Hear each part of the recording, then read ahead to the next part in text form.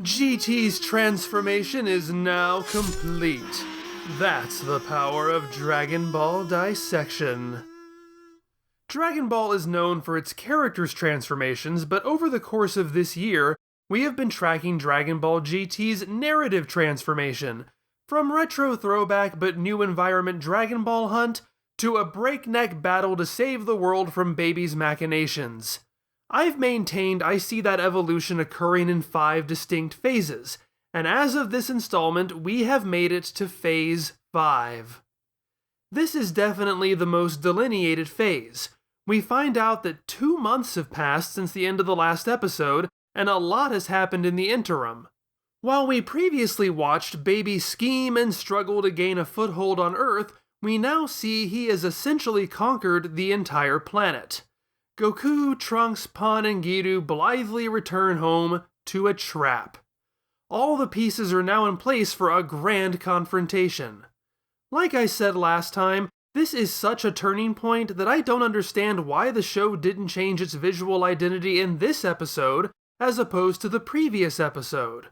Between the show's shift in direction and literal shift in time, updating its look would have made far more sense right here. The visual of the ground under the hero's feet shifting into Baby is literally what this episode is about.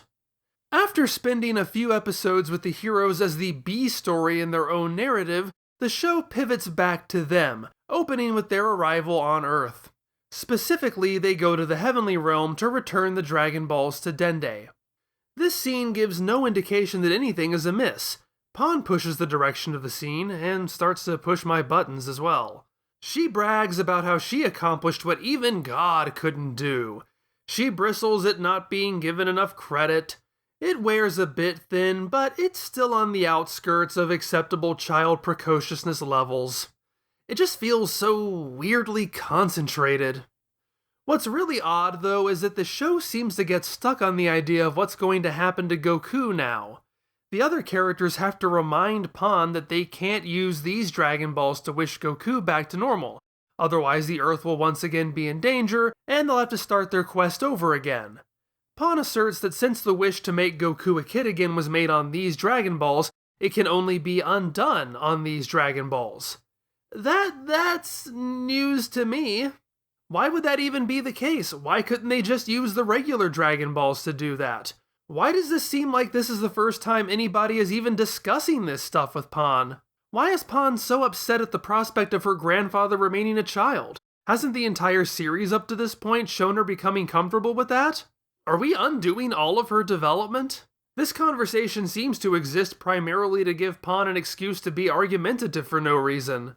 I guess, if I'm being charitable, it's to remind the audience what these Dragon Balls are capable of when their usage comes back into the story a few episodes later. I'm also guessing it's to tidily answer why Goku is going to remain a kid for what's to come. Anyway, the characters go their separate ways. Pan encourages Giru to come back to her house, but for some reason, he's still scared of her and prefers to go home with Trunks. To her absolute credit, Pan does not take offense to this and start beating him for daring to not recognize her as the perfectly reasonable person she believes she is. Instead, she accepts this, ties her bandana around him, compliments him for working harder than anybody, and gives him her first kiss. This is all really sweet. After they leave, though, Dende reveals that they're actually working for Baby as well and intend to hand the Dragon Balls over to him. I'd say Dende and Popo reveal this, but Popo doesn't actually speak throughout this entire exchange. He just exists in the background. The remainder of this episode showcases the dramatic revelations. Goku and Pan and Trunks and Giru return to homes where their families are now against them. Mr. Satan and Boo, who are among the only holdouts of this corruption, have to sneak and fight their way through Baby's followers. A lot of this works really well and hits really hard. The way the other characters can manipulate and needle the heroes serves as a fantastic twist of the knife. It allows for far more direct interaction than, say, the demon spawn of the Garlic Jr. arc. It also allows the heroes to be suckered in before the reality slowly dawns on them. These aren't mindless zombies inhabiting the bodies of their loved ones. They can still act like those people and draw knowledge from them. That leads to so many great moments. Goku confronts Gohan as to whether he really is Gohan. Gohan briefly returns to his regular personality to innocently insist that he is really Gohan. Moments like that are so much more effective than just having them be evil. Vegeta tells Trunks it's been a long time, leading Trunks to believe he's referring to the last time they saw each other on Earth, only for Vegeta to reveal he's talking about planet Pital. A confused Pawn is knocked out, still unaware of what's going on, convinced that she hasn't been a good girl. And to be clear, she hasn't. But it's still really gut-wrenching to hear her blame herself for how her parents are abusing her. I had to skim past this last time because there was just so much to talk about, but aside from expositing his Tsufurian history, Baby also explains a bit more about what he does to people. See, Baby has only ever existed in one person at a time. He jumps from Goten to Gohan to Vegeta. Now he's in Vegeta and only Vegeta. However, whenever he enters someone, he leaves eggs inside them, and through those eggs, Baby is able to control them. That's what we saw happen with Goten in the previous episodes. The Goten who was pointlessly abused by Chi-Chi was Goten possessed by Baby. However, the Goten we saw assist the Baby-possessed Gohan in his fight against Vegeta was Goten infected with baby eggs. So we have that delineation now. That's good.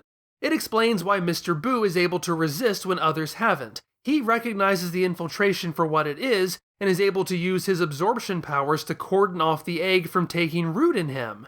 It does make me wonder, though, if that means Baby had to individually track down and enter every single person on Earth one at a time in order to inhabit them just long enough to lay eggs in them and leave.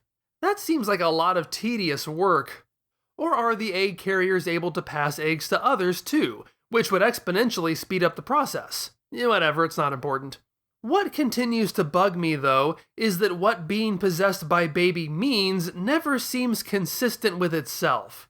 I can certainly grant a lot of leeway to how these Baby-controlled characters act. I can accept that they're carrying out Baby's wish to psychologically torment the heroes before revealing themselves. That could explain, for example, why Dende doesn't act at all out of the ordinary with Goku, while the other characters seem like evil-tinged versions of themselves from the outset. After all, as I pointed out, Gohan can do a pretty good Gohan impersonation when he really wants to. In general, they seem to go about their previously established roles and lives, conscious of who they are, but with a newly added loyalty to Baby and hatred of Saiyans added in on top. But that doesn't explain why all the people with torches and pitchforks outside of Mr. Satan's home are acting like violent, crazed monsters. What's different about them? Why are they behaving like this instead of normal people who just happen to love Baby? You might suspect that they too are acting at Baby's direction, taking on a specific role to match whatever game he's playing. They are manipulative to Goku and the others because they're screwing with them until Baby can show up in person.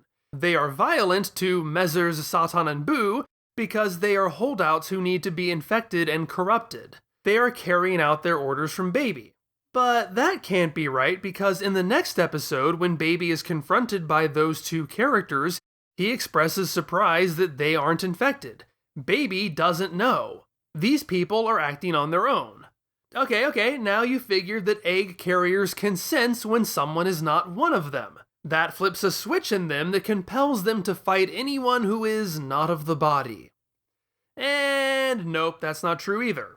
A few episodes from now, we see Mr. Boo blend in with Kuririn's family, all of whom have been infected, and they do not suspect a thing. They are able and willing to treat him completely normally and politely. So, yeah, there's no logic or consistency to this. All of Baby's victims act exactly as the plot needs them to at any given moment. I feel like I have to say that a lot in this show. That brings me to something I was recently wondering about Baby. I do love the concept of him, that he is completely driven by revenge, that his hatred of Saiyans motivates his actions. I complained a couple of videos ago how seamlessly Baby was able to blend in as the kid and the doctor when he took them over, but for some reason as Goten, he couldn't stop being evil for the sake of being evil. But then, I thought maybe I wasn't being fair. Baby is not subtle about the fact that he views Saiyans as violent barbarians. So, what if his actions as Goten are a result of his own biases screwing him over. He can blend in as other species because he has a more neutral view of them. He can take them at face value. But he's rude and aggressive as Goten because he immediately assumes that's how an evil, disgusting Saiyan would act. I love that, and was really excited about discovering a possible new subtext. Then I remembered that doesn't track either. The first Saiyan's baby encounters are Goku, Trunks, and Pan. How does he manipulate them? By playing on their compassion. He expects that if they find an injured boy, they will care for him. If they were at all like his preconceived notion of Saiyans, his plan would not have worked. And you can't say this is development either because Goku, Trunks, and Pan validated that strategy for him, proved that the quickest way to manipulate these people is by acting innocent and helpless, not by randomly punching Gohan in the stomach. At best, I could credit the show for coming up with this idea at this point, and that it doesn't carry through earlier just because of all the retroactive continuity the writers were scribbling in to create Baby's backstory on the fly. But at worst, it's an inconsistent coincidence that demonstrates the problem of cherry-picking convenient facts in order to insert depth into a text. Then, of course, there's the fact that this idea about Baby implanting people with eggs whenever he's in them raises the question of why Trunks has been fine up until now. Well, the show tries to explain that. This is all part of Baby's plan to only take Trunks over now because... I honestly have no idea. To be as generous as possible, I could say it was to keep from raising suspicion, to ensure that the team successfully brought the Dragon Balls back to Earth. But even then, since we've established that Baby's minions can perfectly blend in without detection, why not put a man on the inside? Had this been thought through, it could be shown that Trunks had sabotaged something without even realizing he'd done so. Baby, and the writers, are trying to play this off as if he really pulled one over on Trunks here, but it doesn't amount to anything. Absolutely nothing would change if Vegeta infected Trunks right here. There is no grand plan. The show is simply trying to distract while plastering over its latest plot hole. Again, barring that, this scene is really creepy. Giru is calling out his danger alert the second they arrive at Capsule Corporation, but Trunks doesn't understand. His mother is cold to him. Vegeta leads him straight to the Goten beaten room, so you know things are bad. When Baby reveals himself, Giru tries to fight back, but is broken to pieces, Pan's bandana wafting down. And Trunks is taken over. Not that he even needed to be here for that to happen. It's so wonderfully unsettling. I just hate that this is essentially the end for these characters. They are being written out. Trunks spends most of the rest of the arc as one of Baby's servants, just like anybody else from the Peanut Gallery. Giru does not appear at all until the very last episode of this story. In fact, Trunks is pretty much done for the rest of the series, reduced to a background player. Characters like Pan and Mr. Satan continue to have secondary roles to play in this story, but from this point on, this is about Goku and nobody else. That does not sit right with me. I admit I have some bias, as Trunks and Giru have consistently been my favorite characters up to this point. But it's not just that. The episode situates itself as Goku, Pan, Trunks, and Giru against the world. That's what the new opening shots tell us. I love that idea. This story arc is and always has been their story. I don't care what anybody says, this is all very obviously one story arc. But the opening is lying to us. I think it would have been much more interesting to carry that dynamic through, to see these characters rise to their fullest potential, the culmination of the journey they've been on together. I'm not saying there can't be some sacrifices, but the leads shouldn't be thrown away so casually either. I would have loved to have seen Trunks and Giru skulking around the shadows, working to undermine his mother's technology in secret. You could eventually take the group out one by one until it's just Goku left standing, but give them something. Everything culminates in a fight against Goku. Mezers, Boo, and Satan arrive to take Pan to safety, while the other Saiyans show up to back Baby, including Trunks and Bra. Trunks I get, but Bra? I find myself wondering if Bra even possessed the capability to fly before Baby took her over. I'm glad she has something to do, kinda. I don't know if this even really counts. Goku tries to break out Super Saiyan 3, but it doesn't work long with his little kid body. I guess that means Gotenks is superior. Shame we won't be seeing him. The Saiyans do a ritual around Vegeta to turn him into the ugliest thing I've ever seen in my life. Followed by another ugliest thing I've ever seen in my life. I know I've already said this, but I hate this design. I'm not over the moon about the initial Vegeta baby design, but I like it well enough. It's a nice blend of both their traits. Vegeta looks infected. This... yuck. Remember that I initially had a patchwork exposure to this series. One of my DVDs from back in the day was the final baby fight. I think I remember being shocked to hear in dialogue that this was a combination of Baby and Vegeta. I would never have guessed in a million years that Vegeta was any part of this design. And that's a problem I have too. All this effort is made to bring Vegeta back into the story, but he still doesn't play any role in this, not even visually. Gohan teasing his father that he is still Gohan is creepy because it plays off the familiarity and affection connected to that character. I don't get that with this. I forget Vegeta is even part of it. I'm also not a huge fan of how Numata Yusuke alters his performance. I much preferred his soft take on the character, Saya Power. Once he gets into this form, he becomes so much more gravelly and loud and cackling. And I no longer feel anything from him. Less is more. And less of this design would be so much more. I also don't get Baby's motivation in regards to Goku. He wants to assimilate every other Saiyan to be his servant, but in regards to Goku, he just wants to kill him. This is one of those things I kinda just have to accept because if Baby is trying to infect him, then this fight is never going to get very far. The second Goku gets damaged, it's all over. Or, Goku could collaborate with Buu to come up with a way to protect himself. Look, the plot mandates that Goku and Baby have a big ol' fight, so Baby doesn't want to infect him, alright? I just wish the plot had a better reason for it. What's special about Goku? Anything personal you could pin on him from their adventures in space would apply equally to Pan and Trunks, and he clearly doesn't have a specific vendetta against them. I wish he did. It might have made sense. But if Baby has a personal grudge against any Saiyan, it's Vegeta, the son of the man who wiped out his people, the prince who directly benefited from that. He's the only one who actually lived in that society. Goku flat out insists here that he's not a Saiyan, he's an Earthling. First of all, I love that, he is. But that highlights the issue here. I can get behind the idea that Baby wants to punish all Saiyans on principle, regardless of whether or not they were responsible for their atrocities. But if you need one person to be a representative of the Saya people, Goku ain't it. Instead, it comes across as Baby wanting to fight Goku simply because Goku is the strongest, which is tired, and also far weaker than any of his other motivations. All that said, I feel GT does succeed in connecting them through their attacks. Goku and Vegeta have always been positioned as opposites. Goku is Eastern, Vegeta is Western.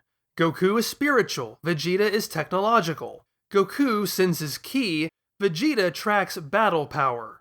Goku's attacks are in Japanese, Vegeta's attacks are in English. By virtue of inhabiting Vegeta, Baby absorbs some of those traits. He uses Vegeta's attacks. It's nice to see the Big Bang attack again, even though it looks much more like a Final Flash to me. You can very clearly see that opposition at play here. Goku has his Genki Dama, a move where he gently and respectfully taps into a little bit of energy from everybody and everything in order to save the day. Baby, in turn, has his Revenge Death Ball, a move where he painfully and forcibly extracts energy from all of his brainwashed followers in order to wipe out his opposition. I really like that. There might not be any narrative reason linking protagonist and antagonist, but the show is at least looking for ways to connect them thematically. Anyway, the Revenge Death Ball hits Goku and seemingly kills him. Whoops. Now that Baby has taken care of all of his opposition, well, Pan is still around. Is she going to become the main character? Sadly, no. So now that Baby has taken care of all of his opposition, what does he have in store next? I know it feels like I keep saying this, but despite all my complaints, I really liked these episodes. They're probably among my favorites. It's always the same problem. They are logistically a mess, but conceptually and emotionally, they are golden. Had these ideas been planned out better, I guarantee this could have been amazing. Instead, it always ends up feeling like they're just barely hanging on, barely managing to tie all these competing ideas together. But I can definitely appreciate what's here, as imperfect as it is. Thanks so much for watching.